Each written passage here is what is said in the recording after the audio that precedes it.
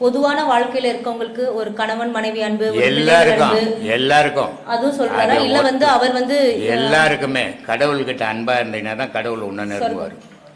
கடவுள்கிட்ட போய் நீ கத்தியத்துக்கு நின்னா கடவுள் உன்னை விட்டு தூரம் ஓடிடுவார் பயந்து போய். கணவன்கிட்ட மனைவி அன்பா இருந்தாதான் அந்த இடத்துல சந்தோஷம் வரும். கணவன் கத்தி எடுத்துக்கணும் மனைவி கிட்ட, மனைவி தொடப்பம் எடுத்துக்கணும், கணவன் கிட்ட நின்னா சந்தோஷம் வருமா? அதே மாதிரி ஸ்கூலுக்கு போனால் ஆசிரியர் அன்போடு கூப்பிட்டு மாணவர் அழைக்கும் போது மாணவன் சிரிச்சுக்கினே புக்கு எடுத்துன்னு விடுவோம், கும்பு எடுத்துக்கணும் கூப்பிட்டா போவேன்னா.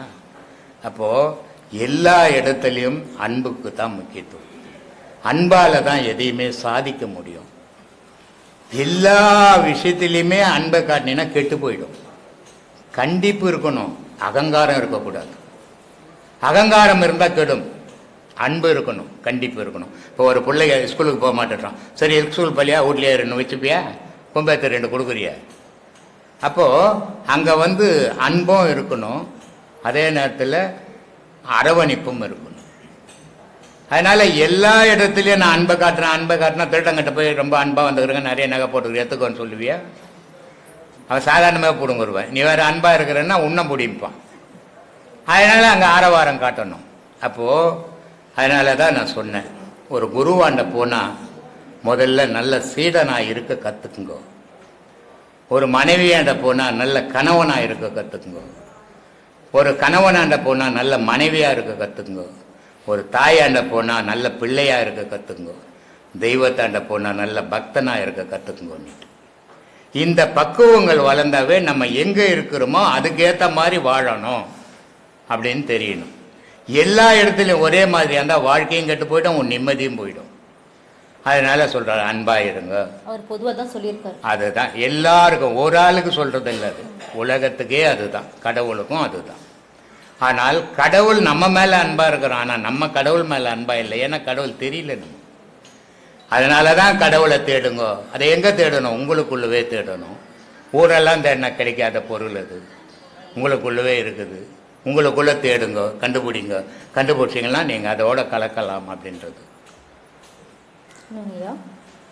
கண்காணி இல்லை என்று கல்லல் பல செய்வார், கண்காணி இல்லை இல்லாத இடமே இல்லை.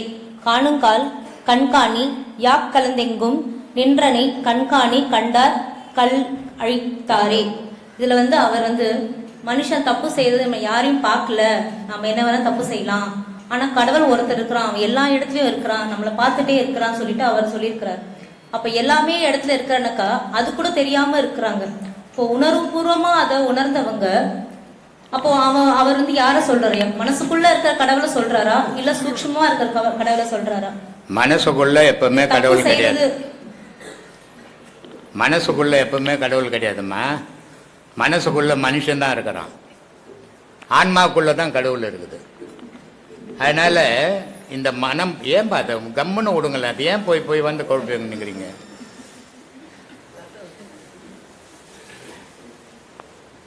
எந்த மனுஷனுக்குள்ளவும் கடவுள் கிடையாது. மனசுக்குள்ள மனுஷன்தான் இருப்பான், ஆனால் ஆன்மாவுக்குள்ள தான் கடவுள் இருக்குது. இந்த மனமாகப்பட்டது ஆன்மாவை தேடணும், அதுக்கு தான் உபதேசமே கொடுக்குறோம். இந்த மனம் போய் எப்போ ஆன்மாவில் இணையுதோ அப்போ மனம் இருக்காது, ஆன்மா செயல் மட்டும் இருக்கும். ஆன்மா செயலினுடைய தத்துவம் என்னன்னா வேற்றுமை இல்லாதது. இறைவன் அதனால்தான் நான் ஒரு பாடலில் கூட சொன்னேன், மறைந்திருந்தே விளையாடும் மனசாட்சியன்னு ஒருத்தர் கேள்வி கேட்டார். இப்படி சொல்லியிருக்குது, அது என்ன சாமி அப்படின்னு. மனசு செய்கிற செயலெல்லாம் உலகத்துக்கு தெரியும், ஆனால் ஆன்மா செய்கிற செயல் உலகத்துக்கு தெரியாது. அப்போ ஆன்மான்னு ஒன்று இருக்குது, அது சாட்சி பொருளாக. இப்போ நீ நான் இங்கே இருக்கிறோம், யாருமே இல்லை, நம்ம ஒரு தப்பு பண்ணுறோம். ஆனால் தப்பு பண்ணும்போது நம்ம என்ன நினைக்கிறோம்னா நமக்கு பார்க்கறதுக்கு யாரும் இல்லை அப்படின்னு நம்ம நினைக்கிறோம். ஆனால் நம்மளுடைய ஆன்மா சாட்சி பொருளாக நிற்கிது. இந்த சாட்சி பொருள் தான் இறப்பில் பிறப்பு எடுத்து கொடுக்குது. இதை நீ செய்த தவறுகள் நன்மைகள் அத்தனையும் தீர்த்துட்டு வா, அப்போ தான் என்னோட சேர முடியும் அப்படின்னு தான் இந்த பிறப்பு தொடர்ச்சியாக நடக்குது. ஜனனமும் மரணமும் நடக்கிறதுக்கு காரணம் ஒரு டூரிஸ்ட் சென்டர் மாதிரி. இது வரோம், பார்க்குறோம், சந்திக்கிறோம், பேசுகிறோம், பிரிஞ்சிடுறோம். யாருமே இங்கே நிரந்தரமாக வந்ததில்லை. புருஷன் பொண்டாட்டி கூட நிரந்தரமாக இல்லை, பொண்டாட்டி புருஷன் கூட நிரந்தரமாக இல்லை. தாய் தப்பை இந்த உலகத்துக்கு அடையாளம் கட்டின தாய் தப்பம் கூட நம்ம நிரந்தரமாக வாழலை. யாரும் இங்கே நிரந்தரம் கிடையாது. நிரந்தரமான பொருள் உலகத்தில் 2 பொருள் தான், மீது எல்லாம் அழிவு பொருள் தான். ஒன்று ஆன்மா, இன்னொன்று கடவுள். இது ரெண்டுக்கும் அழிவற்ற பொருள். அதனால தான் சொன்னால மழையால் நினைக்க முடியாது, கத்தியால் வெட்ட முடியாது, வெயிலால் காய வைக்க முடியாது, காயாது, காற்றால் உணராது. அப்படிப்பட்ட பொருள் எதாலையும் அழியா பொருள் அது இந்த 2 பொருள். ஆன்மாவனுடைய நிலை என்ன? இறைவனுடைய பிள்ளை. அந்த இறைவனுடைய பிள்ளை நமக்குள்ளவே இறைவனாகவே இருந்து நம்மளை வழிநடத்துது. ஆனால் நம்ம உணர்றது கிடையாது. நம்ம மனசெயலோடவே வாழ்ந்துனுக்கிறோம் உலகத்தில். இந்த மனசெயலோடு வாழும்போது நன்மையும் தீமையும் கலந்து கலந்து கலந்து செய்கிறோம். இப்போ ஒருத்தர் வேலைக்கு போகிறான், ஒரு 1000 ரூபாய் சம்பளம். 1000 ரூபாய் சம்பளத்துக்கு ஏற்ற வேலையை அவன் செய்யணும். ஆனால் அவன் செய்யறதில்லை. அவன் செய்யறது 200 ரூபாய் வேலை செய்யிட்டு 1000 ரூபாய் கூலி வாங்குறான். இப்போ அவன் தானே அது. அதே நேரத்தில் ஒருத்தர் 500 ரூபாய் கூலி வாங்குறான், 2000 ரூபாய்க்கு வேலை செய்கிறவனும் உண்டு. அப்போது இந்த நன்மையும் தீமையும் கலந்த உலகம் இது. நன்மையும் தீமையும் கலந்து தான் நம்ம செய்து நிற்கிறோம்.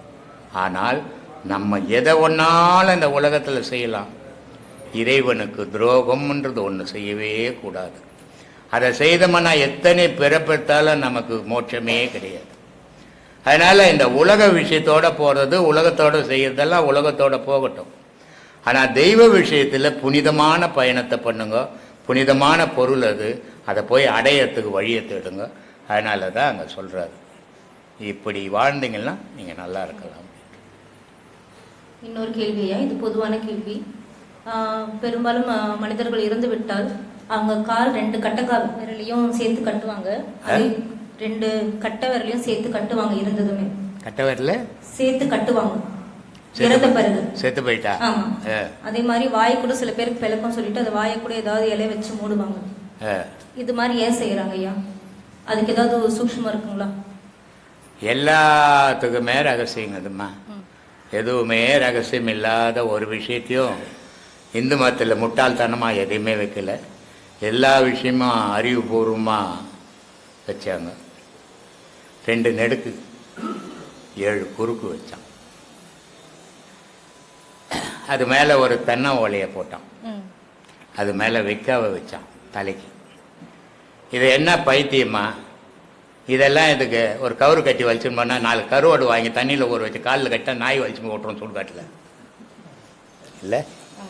ஆனால் இதெல்லாம் எதுக்காக இந்த 2 நெடுக்கு வைக்கணும், 7 குறுக்கு வைக்கணும், ஒரு 10 குறுக்கு வச்சா என்ன அப்படின்னா உன் உடலினுடைய அமைப்பு அதுதான். இந்த 2 நெடுக்குலையும் 7 குறுக்குலையும் தான் நீ வாழ்ந்துக்கணும். கூட என்னவா இருந்தது? ஓலைன்றது மண், வைக்கான்றது நெருப்பு. 2ல் தான் நீ வாழ்ந்துக்கணும். இந்த வாழ்க்கை உனக்கு இதோட முடிஞ்சு போச்சு. அதனால இதெல்லாம் வச்சு அனுப்புகிறோம் அப்படின்னு பாடையை கட்டுறான். 2 காலை கட்டுறான், விரலை கட்டுறான். 2 நாடி இடைகளை பிங்களை ஓடிக்கின்னு இருந்தது. இன்னைக்கு 2 நாடியும் போயிடுச்சு, அது கட்டுப்பட்டு போச்சு, இல்லாமல் போயிடுச்சு அப்படின்னு 2 விரலை கட்டிட்டான். இந்த வாய்க்கும் மூக்குக்கும் வயிற்றுக்கும் தான் மூச்சு ஓடின்னு இருந்தது அப்படின்னு மூச்சு உயிர் போனவுடனே வாய் திறந்துக்குது. அதனால் வாயை வெத்தலை நசுக்கி வச்சு வாயில் வச்சு கட்டிடுவாங்க. இதெல்லாம் எதுவும் வீணான வேலைகள் செய்யலை. ஆனால் இன்றைக்கி இருக்கிற பைத்தியக்காரனுங்க அதை வீணுன்னு சொல்லின்னு இருக்கிறாங்க. எல்லாமே அறிவுபூர்வமாக இந்து மதத்தில் ஒவ்வொரு செயலும் அறிவுபூர்வமாக செய்து வச்சான். இப்போ ஒரு கோவிலுக்கு போனீங்கன்னா நெய் பொங்கல் கொடுப்பான், தீர்த்தம் கொடுப்பான். இவ்வளோண்டு நெய் பொங்கல் கொடுத்தான்னு அவன் பசி அறுப்போது. ஆனால் அவன் அவ்வளோண்டு தான் கொடுப்பான். அவ்வளோண்டு தண்ணி கொடுத்தா என்ன தாகமாக தீர்ந்துரு போகுது. ஆனால் அவ்வளோண்டு தண்ணி கொடுப்பான். அது எதுக்காக கொடுத்தானே இன்னும் தெரிஞ்சிக்கல.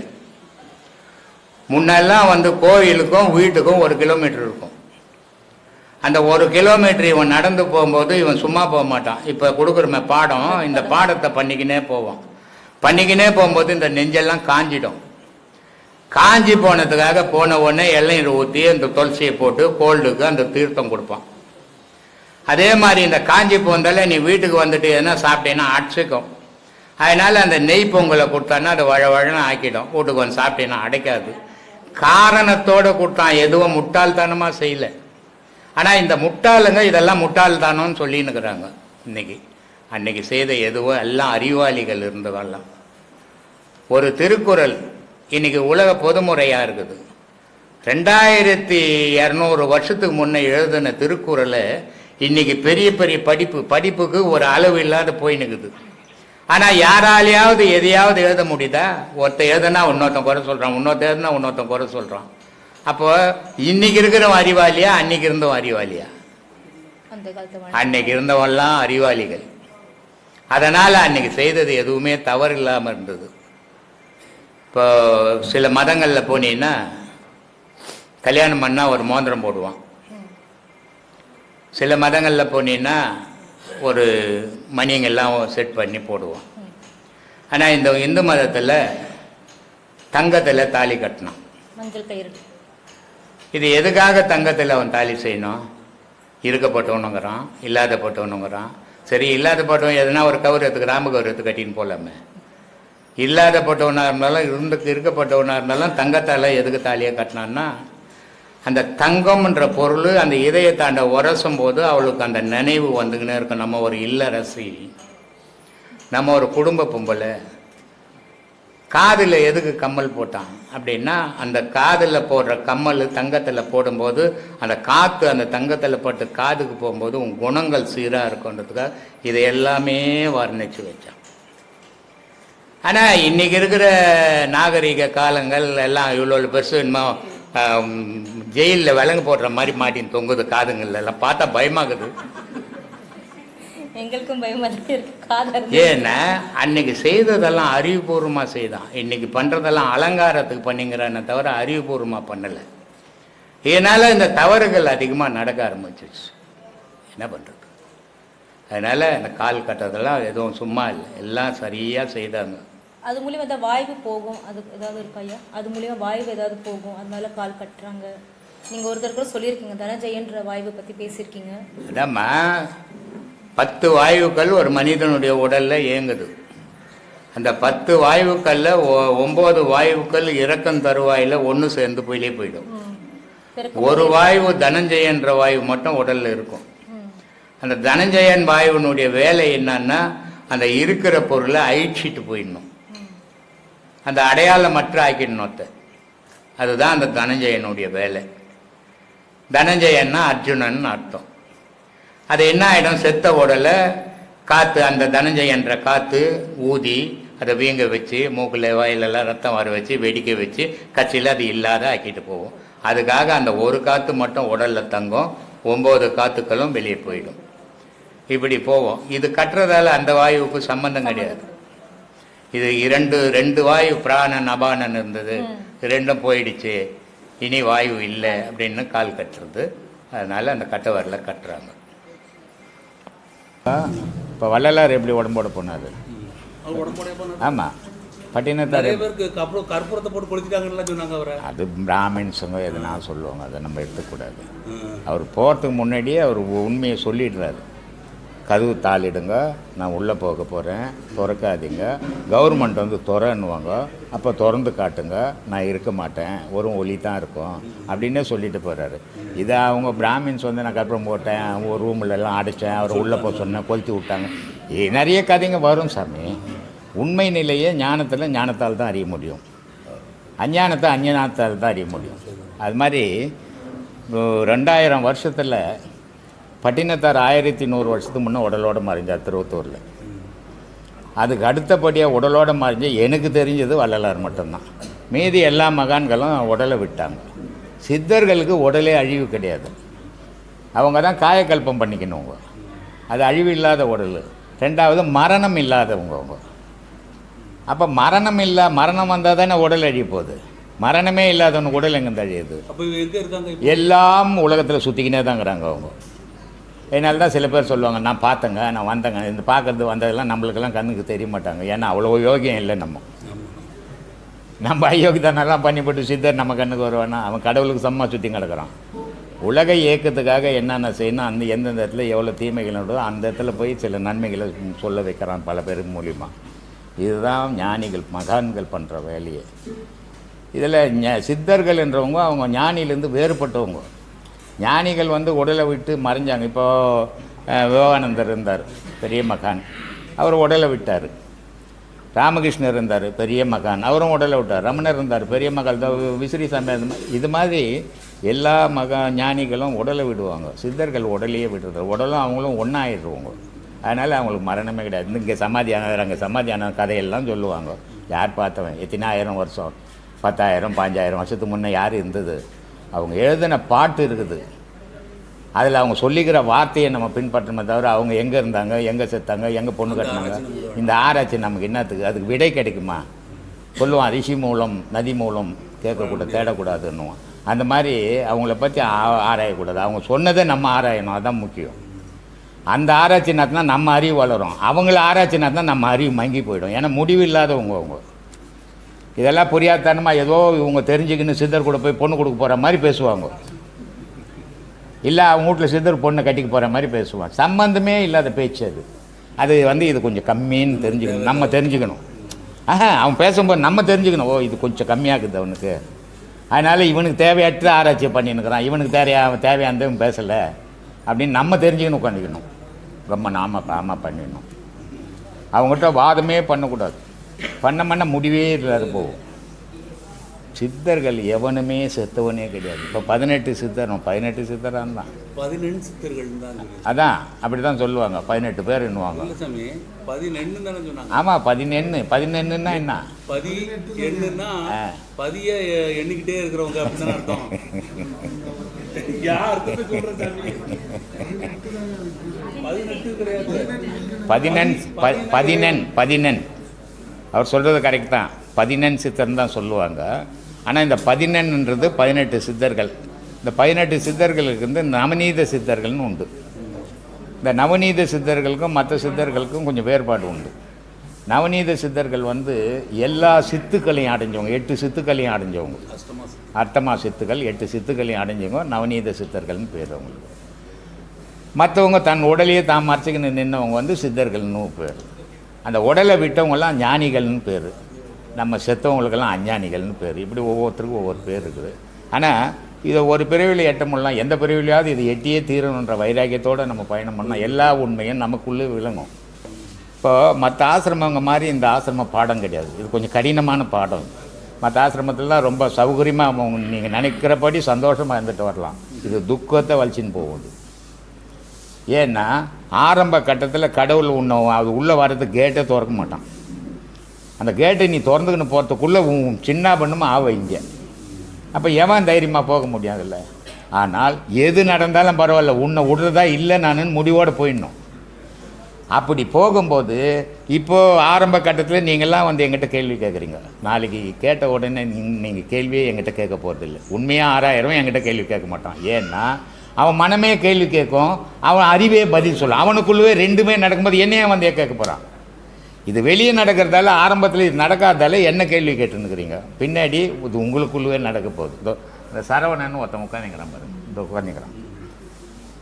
இவன் திட்ட கூட தூக்கிட்டான், ஏன்டா இப்படி இருக்கிறன்னு கூட திட்டான். அவ்வளோ கேள்வி காஞ்சிபுரத்துலேருந்து வரான். இப்போ என்னடா நான் ஒன்றும் இல்லை சமைக்கிறான்.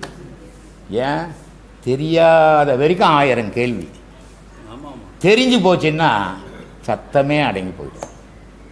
அப்போது அதுக்கு காரணம் என்னென்னா அவனுக்கு உள்ளவே விடை கிடைக்கும், கேள்வியும் உள்ளவே பிறக்கும், விடையும் உள்ளவே கிடைக்கும். மனம் கேள்வி கேட்கும், அறிவு பதில் சொல்லும். அப்போ அவன் வெளியே போய் எதையுமே கேட்க வேண்டியது, தெரிஞ்சிக்க வேண்டிய அவசியமே கிடையாது. ஆனால் அதுக்கு பாடம் முக்கியம், பாடம் பண்ணாமல் தெரிஞ்சுக்க வராது அது. அதனால தான் இந்த பாடத்தை கொடுக்கும். அவ்வளோ கொஞ்சம் கடினமாக இருக்கும், ஆனால் உண்மையான இருக்கும். எல்லாமே சித்தர்கள் அடிப்படையில் தான் கொடுத்துன்னு வரணும்.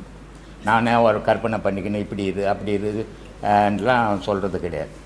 ஏன்னா இது சரியா தப்பா இந்த பயணம் போய் பார்க்கணும் அப்படின்ட்டு 60 வருஷம் அழிஞ்சது. ஒரு நாள் 2 நாள் இல்லை, 60 வருஷமாக ஆராய்ஞ்சு எதுதான் உண்மையினை தேடி எடுத்து இதுக்கு மேலே ஒன்றுமே இல்லை அப்படின்ற முடிவு வந்தப்போ தான் நான் உபதேசம் கொடுக்க ஆரம்பித்தேன். எதையோ ஒரு குருக்கிட்ட போய் உபதேசம் வாங்கிட்டு ஏதோ 2 புக்கை படிச்சுட்டு நானும் குருன்னு உட்காந்துக்கல. 60 வருஷம் அழிஞ்சது. இந்த நிஜமாக பொய்யா, கடவுள் உண்மையாக பொய்யா அப்படின்ற ஆராய்ஞ்சி கடைசியில் எல்லா உலகத்தில் போய் இது ஒன்று தாண்டா மெய்யின்னு தெரிஞ்ச பிறகு தான் இதை தான் செய்ய ஆரம்பித்தேன். இது நம்ம தெரிஞ்சுக்கிறது மற்றவனும் தெரிஞ்சுக்கணுன்றதுக்காக தான் இப்போ கத்திங்கிறேன். இப்படி இருக்குது சாமி. சொல்லுங்கப்பா. வணக்கம்ப்பா. சரி சொல்லுப்பா. நானும் உங்களை உடனே நான் பார்த்துக்கிட்டே இருந்தேன் ஐயா. சரி. நீங்கள் சொல்றது எல்லாமே எனக்கு வந்து என் மனசில் கேட்டுச்சிங்க ஐயா. சரி.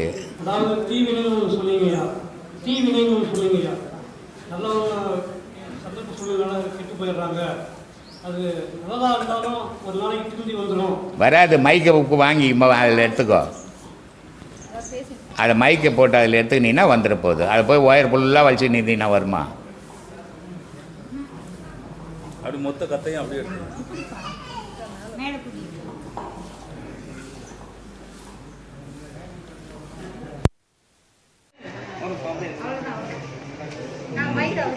இதுதான் ஈஸி. இதுதான் கரெக்ட். நீங்கள் சொன்னீங்க வந்து ஏதோ ஒரு சூழ்நிலை கெட்டு போயிடுறாங்க அப்படின்ட்டு. நானும் சந்தர்ப்ப சூழ்நிலை ஏதோ ஒரு வகையில் நான் கெட்டு போயிட்டேன்யா. ஒரு டைம் நீங்கள் வந்து சொன்னீங்க எப்படின்னா வந்து நல்ல உணத்தில் பிறந்தா அது நல்ல வழியில் எப்படியா இருந்தாலும் வந்துடும் சொன்னீங்க. அது என் மனசு ரொம்ப விரும்பிச்சியா. அதனால நான் வந்து உங்களை பார்க்கலான்ட்டு காலையில் இருந்து நான் திருவண்ணாமலையிலேருந்து நான் பஸ் ஏறி உங்களை பார்க்க இங்கே வந்துட்டுங்கய்யா. ஏன்னா அதில் ஒருத்தன் தாயா நான் வந்து நான் ஏதோ ஒரு சந்தர்ப்பங்கள்ல கூடியிருந்த இதாகி அதில் மாட்டிக்கிட்டேயா. சரி. இப்போ நான் வந்து தப்பிச்சுட்டு ஓரளவுக்கு நல்லா இருக்கிறேங்கய்யா. சரி. நீங்கள் மனசுக்குள்ளே வந்து விசாரணை பண்ண சொன்னீங்கய்யா. சரி. நான் வந்து என்னை யோசனை பண்ணி நான் எனக்கு தொடர்ந்து உங்களுக்கு கேட்டுக்கிட்டே இருக்கிறப்ப என்னை தேடி நான் வந்து பயணம் பண்ணேன். எவ்வளோ நாள் ஆச்சு குடி விட்டு? அது ஆயிடுச்சுங்க. ஒரு வருஷம் கிட்ட ஆயிடுச்சு. ஏம்மா? ஒரு வருஷம் கிட்ட ஆயிடுச்சு. ஒரு வருஷம் 2 வருஷமே இருக்கு. ஒரு சாப்பிட்டு அவ்வளோதான். சரி. சரின்ட்டு உனக்குள்ள ஒன்றை பிடிச்சிக்கோ அப்படின்னு நீங்கள் சொன்னீங்க. நீங்கள் வந்து சரி நான் வந்து என்ன பண்ணேன், சரி நம்மளை எல்லாத்தையும் நான் விட்டுட்டு நான் வந்து நான் இப்போ உங்களை முன்னாடி வந்துக்கிறேன். சரி என்னை தேடி நான் வந்து நான் பயணிச்சிங்க. என்னை தேடி பயணிக்கிறப்போ நான் வந்து எந்த அளவுக்கு முன்னோக்கி போனேன். கடைசியில் நான் ஃபஸ்ட்லேருந்து நான் 4ஆம் கிளாஸ்லேருந்து நான் வர மாதிரி ஆகி போச்சுங்க ஐயா. 4ஆம் கிளாஸ்லேருந்து நான் அப்படியே என் மைண்டெல்லாம் வந்து போயிட்டு நான் ஏதோ ஒரு தப்பு பண்ணேன் அப்படின்ட்டு என்னுடைய எண்ணங்கள் தான் நான் கேள்வி கேட்டு பார்த்தேன். கேள்வி பாருங்கிறப்ப என்னுடைய எண்ணங்கள் வந்து ஏதோ ஒரு சூழ்நிலையில் கெட்டு போயிட்டேங்க. ஏன்னா அது வந்து உங்கள்கிட்ட தான் வரணும்னு வந்து இப்போ நினச்சிக்கிறேங்கய்யா. உங்களை தேடி வந்துட்டேங்கய்யா. எனக்கு என்னமோ நினச்சிங்கய்யா நான் பேசணுன்ட்டு திடீர்னு நான் நினச்சிங்க. என்ன சொல்ல வர நீ? என்னய்யா? இல்லைங்கய்யா, இப்போ கடவுளே இல்லைன்னு சொன்னீங்கய்யா. நான் வந்து எப்போ சொன்னேன் நான் கடவுள் இல்லைன்னு? கடவுள் நீங்கள் தான் சொன்னீங்க. ஆமாம் ஆமாம். மனிதனுக்குள்ள கடவுள் இருக்கிறது வந்து என்னால் நம்பவே முடியல. வந்து வேறு எதை தான் நம்ப போகிற நீ? அதுதான் எப்படி என்ன பண்ணுறதுன்னு தெரிஞ்சுக்கிறதா. தெரியாத நம்பலைன்னு எப்படி சொல்கிற? எனக்கு தெரியலங்கன்னு சொன்னீங்கன்னா பரவாயில்ல. நான் நம்பலைன்னா நீ இல்லைன்னு முடிவு பண்ணி தானே சொல்கிறேன் நம்பலைன்ட்டு. கடவுள் இருக்குதுங்க ஐயா. எனக்கு மனசாட்சி வந்து இப்போ வந்து கடவுளை வணங்குறது கொஞ்சம் கஷ்டமாக இருக்குது ஐயா. கடவுளே இல்லை அப்படின்னு சொல்லிட்டீங்க ஐயா நீங்கள். கடவுளே இல்லைன்னு நான் எப்பவுமே சொல்லலைப்பா. இப்போ எவ்வளோ போட்டுன்னு வந்தேன்? இல்லைங்கய்யா, சாமியெல்லாம் வந்து சிலை அப்படின்னு. சாமி தானே சிலை. என்ன கடவுள் இல்லைன்னு சொல்லலையா? கடவுள் இருக்குதுன்னு தான் சொன்னேன். கடவுள் இல்லைன்னா நீயே இருக்க மாட்டேன்னு தான் சொல்லிக்கிறேன். அப்புறம் கடவுளே இல்லைன்னு சொன்னேன், கடவுளே இல்லைன்னு சொன்னேன்னு சொல்கிறேன். கடவுள் வந்து மனிதன் தான் சொன்னீங்க. நீ தான் கடவுள். ஒரு குவார்டர் போட்டு போய் சரியாக போடும். என்ன பண்ணுறது இது மாதிரிலாம்? என்ன செய்யுது சொல்லு. ஏராளமான கேஸுங்க வருது. எதுக்கு வந்தோன்னு அவங்களுக்கு தெரியாது. ஏதோ நினச்சாங்க வந்து உட்காந்து எதையோ ஒன்று கேட்குறாங்க. இது எதனா சம்மந்தங்க தான். இதை தான் நெட்டில் நான் கோவப்படுறேன்றாங்க. நம்ம எதுக்கு வந்தோன்னு அவங்களுக்கு தெரியாமையே வந்துருக்குறாங்க. சொல்லுங்கப்பா. நடைமுறையில் இப்போ நம்ம கண்ணெதிரில் நடக்கக்கூடிய விஷயமா இந்த சூரியன் உதிச்சு வரும்போது நமக்கு இந்த உலகத்தில் இருக்க எல்லாமே தெளிவாக தெரியுது ஐயா. அடுத்து இந்த சூரியன் மறைஞ்சி சந்திரன் உதயமாகும் போது சூரியன் எதையெல்லாம் காமிச்சதோ அதையெல்லாம் சந்திரன் மறைச்சிடுது. சரி.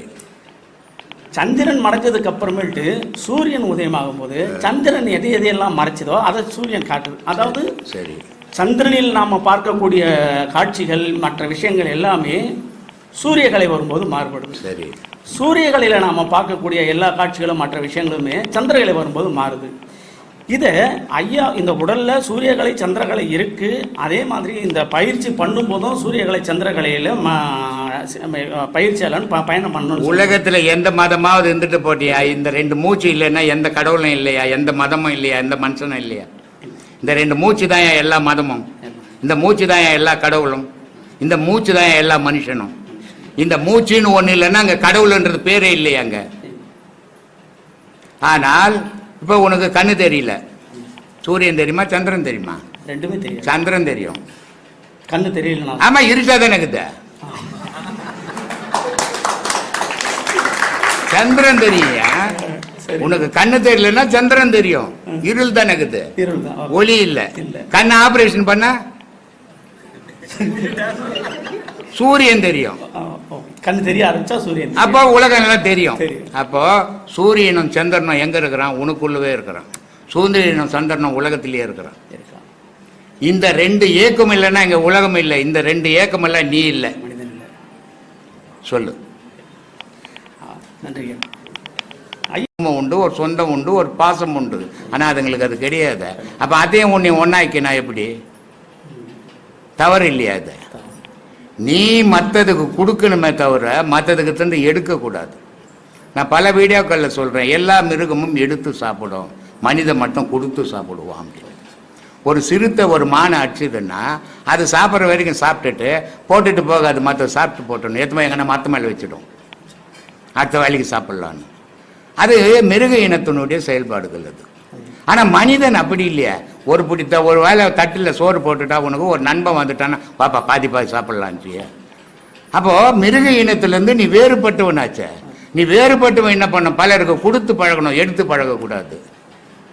ஆனா இன்னைக்கு சமுதாயத்துல கொடுத்து பழகத்தை விட எடுத்து பழகினா நல்லா இருக்குதுன்னு எடுத்துன்னுக்குறாங்க. அதனால சமூகம் கெட்டு போய்க்கினுக்குது. வாய்ப்புகள் உனக்கு கிடைக்குது 4 பேருக்கு கொடுக்கறதுக்கு, அந்த வாய்ப்புகளை பயன்படுத்தின்னு 10 பேருக்கு கொடு. அந்த வாய்ப்பு கிடைக்காதவன் கொடுக்காத போட்டோம். ஆனா கிடைச்சி கொடுக்கலன்னு சொன்னா உன்ன மாதிரி இந்த நாட்டுக்கு துரோகி வேற யாரும் கிடையாது. புரியுதா? அப்படி வாழணும். இதெல்லாம் பண்ணாம நான் கடவுளை கும்பிடுறேங்கன்னா ஒரு கடவுளையும் கும்பிடக்கூடாது. நீயே உன்னையே ஏமாத்தின்னு ஊரையும் ஏமாத்தின்னு தான் உட்காந்துக்கணும். கடவுளை எவன் ஒருத்த மனசுல சுமக்கிறானோ எல்லா மனிதரையும் கடவுள் மாதிரி அவனுடைய பார்வை வந்துடும். எவன் மனசுல நரகத்தை வளர்க்கிறானோ அவனுக்கு பார்க்கிறவனெல்லாம் நரகம் மாதிரியே கெட்டவன் மாதிரியே தெரியும். அதனால ஆன்மீகவாதின்னு சொல்லிக்கிறதுல பெரிய விஷயமே கிடையாது.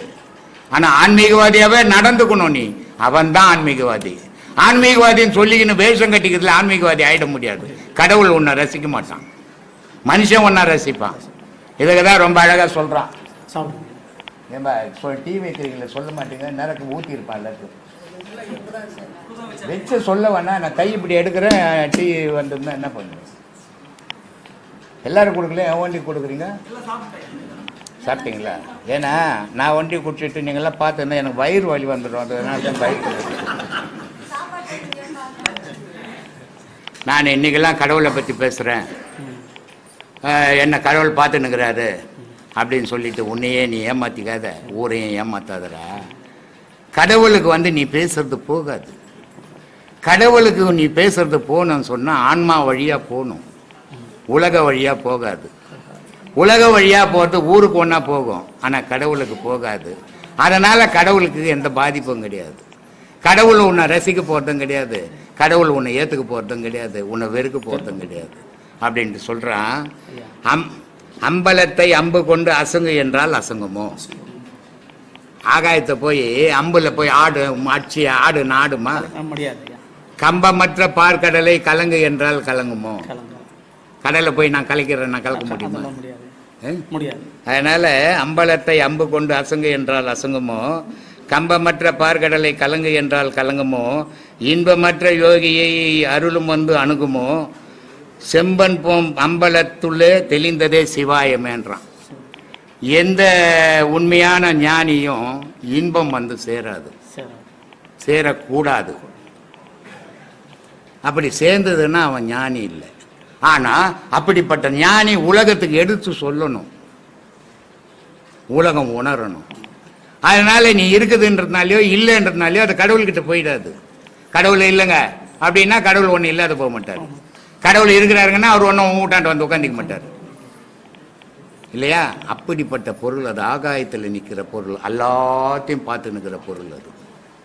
அதனால் உன்னுடைய செயல்பாடுகள் வந்து இந்த உலகத்தில் இருக்கணும். ஏன் இந்த உலகத்தில் இருக்கணும் அப்படின்னா ஒவ்வொரு மனிதருக்குள்ளும் கடவுள் உட்கார்ந்து கேட்குறான். அப்போ உன்னுடைய செயல் அந்த கடவுளுக்காக இருக்கணுமே தவிர உனக்காக நீ பயன்படுத்தி கூடாது. உனக்காக பயன்படுத்திக்கினா நீ ஆன்மீகவாதியே கிடையாது. வேஷம் கட்டுறதால ஆன்மீகவாதி ஆயிட முடியாது. கிருபானந்த வாரியார் இருந்தார், உலகம் ஃபுல்லா சுத்தினாரு, பிரச்சாரம் பண்ணாரு. அவரை மாதிரி முருகனை பத்தி பேசணும் அருணகிரி கூட இல்லை. ஆமா, அப்படிப்பட்ட கிருபானந்தர் அணிஞ்சு இருந்தது 4 கொட்டை தான் கழுத்துல. அவருக்குன்னு வேற எதையுமே தேடிக்கல. ஆனா அவர் ஒரு கண் அசைஞ்சிருந்தாருன்னா கோடிக்கணக்கில் கொட்டி இருக்கும். நிறைய செல்வந்தர் சரவண பவன் ஹோட்டல்ல போனீங்கன்னா முதல்ல அவருடைய போட்டோ தான் வச்சிருக்கும். ஆனா அப்படிப்பட்ட மகான் வந்து எதையுமே எடுத்துக்கல. அப்படிப்பட்ட மகான் வெளிநாடு போய் வரும்போது ஆகாயத்திலே உயிர் போயிடுச்சு. அவன் தானே உத்தம, அவன் தானே ஆன்மீகவாதி, அவன் தானே ஞானி. அப்படிப்பட்ட உன்னுடைய பேரை சொல்லி பொழப்பு நடத்துறான். இன்னைக்கு ஊருப்பட்ட நகைங்களை மாட்டிக்கணும், ஊருப்பட்ட கொட்டைங்களை மாட்டிக்கணும், ஊருப்பட்ட வேஷம் கட்டிக்கணும். எப்படி ஆக முடியும்? நான் வந்து உன்ன மாதிரி இருக்கணும்னா நானும் உன்ன மாதிரி ஆயிடணும், உன் பேரை சொல்லி வாழறேன்னா. ஆனா நான் வேஷம்லாம் கட்டிட்டு உன்ன மாதிரின்னு சொன்னா அது எப்படி சரியா இருக்கும்? இன்னைக்கு உலகம் அப்படி போயினுக்குது. அதனால ஆன்மீகம்ன்றது ஒரு தொழில் மாதிரி எடுத்துக்கினாங்க. ஒரு காலத்துல அரசியல் இந்த உலகத்துல எப்படி இருந்ததுன்னு சொன்னா ஒரு மரியாதைக்காக அரசியல்வாதி ஆனான். அவனுடைய சொத்து சோகத்தை வித்து போட்டு இந்த உலகத்துல அரசியல் நடத்தணும், மக்களுக்கு வந்து தொண்டு செய்யணும், அது ஒரு பெரிய புண்ணியமான காரியம் அப்படின்னு அரசியல்வாதிங்க வந்தாங்க. ஆனா இன்னி அரசியல்வாதிங்க எப்படி ஆயிப்போச்சுன்னா தொழில் மாதிரி ஆயிப்போச்சு. பணம் போட்டு பணம் எடுக்கிறேன் அப்படின்னு இன்னைக்கு அரசியல் ஒரு தொழிலா மாறி போச்சு இல்ல? அதான் நடந்துங்குது. அதனால அந்த தொழில் ஆகும்போது அது நன்மை கிடைக்கல, தொண்டா செய்தான் பாரு அரசியல்வாதி, அப்ப எல்லா மக்களுக்கும் நன்மை கிடைச்சிடுச்சு. அதே மாதிரி ஆன்மீகம் இப்ப தொழிலா மாறி போச்சு. ஆன்மீகம்ன்றது ஒரு தொழில் மாதிரி ஆகி போச்சு. வேலை இல்லைங்க, ஆன்மீகத்தில் இறங்கிட்டேன், யூடியூப்ல போட்டுங்க, மாசம் 1 லட்சம் ரூபாய் வருதுங்க எனக்கு, பொழப்பாக்கிட்டான். அப்போ அவன் எங்கிருந்து உண்மையான தெய்வத்தை பத்தி பேசுவான்? அவன் எப்படி உண்மையை பேசுவான்? ஏன்னா அவனுக்கு வீடியோ ஓடாது. அப்ப பொய்யெல்லாம் பேசின்னு உட்காந்துக்கிறான், விரசமான வார்த்தைகள். ஆனா கேட்டா ஆன்மீகவாதி. அப்போ ஆன்மீகவாதம்ன்றது ஒரு தொண்டா இருந்த காலம் போய் இன்னைக்கு தொழிலா மாறி போச்சு. இதுக்கு காரணம் என்ன? அரசியல்வாதி தொண்டா இருந்தா தொழிலா மாறிச்சு, ஆன்மீகவாதி தொண்டு செய்யறதுன்னா தொழிலா மாறி போச்சு. என்னுடைய அடிப்படை உலக அழிவை நோக்கி வேகமா போகுது உலகம் அர்த்தம் இல்லையா? அப்படி எல்லாம் இருக்குது சார். நடக்கலையோ இருந்தாலும் ஒரு சின்ன என்னுடைய திருப்திக்காக இந்த கேள்வி கேட்கறேன். ஆமா ஆமா, இதுங்க நான் பேசுறத ஏன் திருப்திக்கு பேசுறது இல்ல, அவங்க திருப்திக்கு தான் பேசினேங்கிறேன். இப்ப உன் திருப்திக்கு பேசுறேன். சொல்லு. இல்ல இந்த ஒரு விஷயம் ஒரு சின்ன சந்தேகம். சொல்லுப்பா. ஒரு குரு சீடனை சபிக்கலாமா? சபிக்கலாமே. அப்படி சபிக்கக்கூடிய அளவுக்கு ஒரு சீடன் நடந்துக்க கூடாது. தவறி அந்த சந்தர்ப்ப சூழ்நிலைகள் அமைஞ்சு குரு சாபத்தை ஒரு சீடன் வாங்கிட்டால் அந்த சாபத்துல இருந்து தன்னை விடுவிச்சுக்கிறதுக்கு வழி என்ன? முடியவே முடியாது. முடியாது, எந்த காலத்திலையும் முடியாது. ஏன்னா எவனாவது நல்ல ஒரு சீடனை வந்து குரு சபிப்பானா? மாட்டான். அப்ப குரு சபிக்கிற அளவுக்கு அந்த சீடன் எவ்வளவு கொடுமையானவனா இருக்கணும். அப்ப அவனை சபிச்சா என்ன, அவனை வெட்டினா? ஆனா எல்லோருடைய சாபமும் மாறுபடும். 3 பேர் சாபம் மட்டும் மாறாது. உலகத்துல எல்லாருடைய சாபமும் மாறுபடும்பா. ஆனா 3 பேர் சாபம் மட்டும் மாறவே மாறாது. குருவனுடைய சாபம் மாறவே மாறாது, தாய் தந்தையினுடைய சாபம் மாறவே மாறாது. அதனால்தான் சொன்னான், மாதா வயிறேறிய ஒரு காலம் நடந்துக்க மாட்டேன் அப்படின்னு. தாய் தகப்பன் வந்து வயிறேறிய மாதிரி பிள்ளைங்க நடந்துக்க கூடாது. நடந்து அவங்க சபிச்சாங்கன்னா அந்த சாபனைக்கு விமர்சனமே கிடையாது. அதே மாதிரி ஒரு குரு சபிச்சான்னா அந்த சாபனைக்கு விமர்சனமே கிடையாது. ஆனா உலகத்துல யாரு சபிச்சாலும் அதுக்கு விமர்சனம் உண்டு. இந்த 3 பேர் சாபனைக்கு விமர்சனமே கிடையாது, கடவுளாலே பண்ண முடியாது. இதுக்கு ஒரு உதாரணம் சொல்றேன் உனக்கு. இதே பொழப்பா போச்சு இல்ல எனக்கு.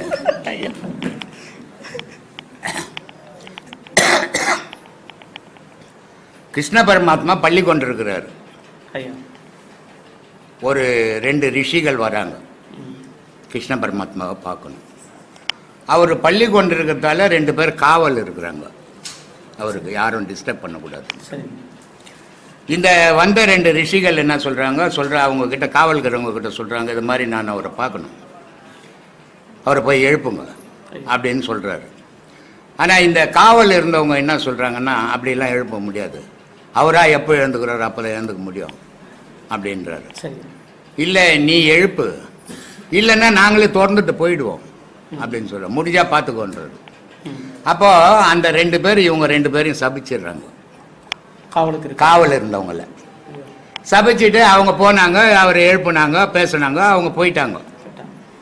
இந்த சாபம் வாங்கின 2 பேர் போய் கிருஷ்ண பரமாத்மா கிட்ட கேட்குறாங்க, இது மாதிரி அவங்க 2 பேர் எங்களை சபிச்சிட்டாங்க சாமி, இதுக்கு ஏதாவது விமர்சனம் உண்டா அப்படின்னு கேட்குறாங்க.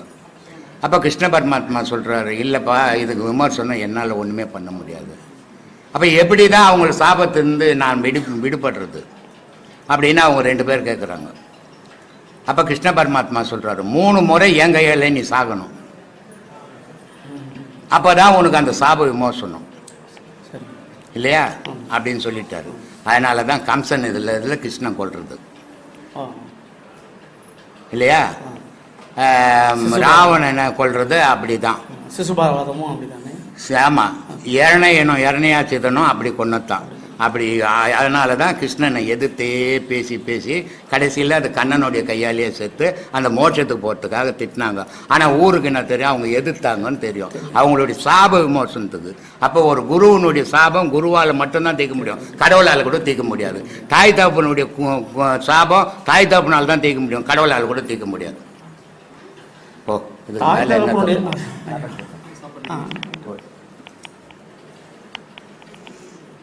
சொல்லு ஐயா.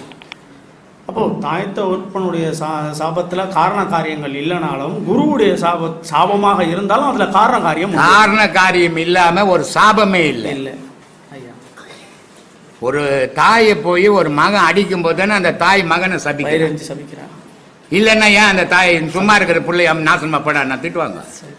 ஒரு குரு ஒரு சீடனை ஏன் திட்டுறான், இவனுடைய செயல் சரியில்லாத போது தானே திட்டுவான். அதனால காரண காரியம் இல்லாம ஒரு செயலே கிடையாது. அதனால எல்லா செயலுக்கும் காரண காரியங்கள் உண்டு. காரண காரியம் இல்லாத உலகமே இயங்கல. சூரியனும் சந்திரனும் கிழக்கும் மேற்கும் வந்து போறது காரணமே காரணத்தோட தான் நடக்குது. அது நடக்கலைன்னு சொன்னா உலகம்னு ஒன்று செழிப்பு இருக்காது. அதனால எல்லா செயல்பாட்டுக்கும் காரண காரியங்கள் உண்டு. காரண காரியங்கள் இல்லாத உலகத்துல ஒரு செயலும் இல்லை. தாய் ஒரு குழந்தைய பெற்றெடுக்கிறா, ஒரு கணவன் மனைவி ஒரு பெண்ணுக்கும் ஒரு பையனுக்கும் கல்யாணம் ஆகுது. அவங்க 2 பேரும் சந்தோஷமா உலகத்துல வாழ்ந்துட்டு போகலாம். ஆனா எதுக்கு ஒரு குழந்தைய கேட்கணும்? அப்போ இந்த 2 பேர் கணவன் மனைவி அனுபவிச்ச சந்தோஷத்தை விட அந்த குழந்தை பிறந்தா அதை விட சந்தோஷம். அது அந்த சந்தோஷத்துக்காக லட்சக்கணக்கில் செலவு பண்ணியாவது குழந்தைய தேடிங்கிறான். இவங்க அடைஞ்சது இன்பம். ஆனா ஒரு குழந்தை பிறக்கும் போது அந்த குழந்தை ஒரு தாய் வயிற்றிலிருந்து வரும்போது சாதாரணமா வர்றதில்லை, அந்த தாய்க்கு மறுபிறப்பாய் போகுது. இந்த குழந்தையும் தப்பிச்சு தரைக்கு வந்தது பெரும் கஷ்டமா போகுது.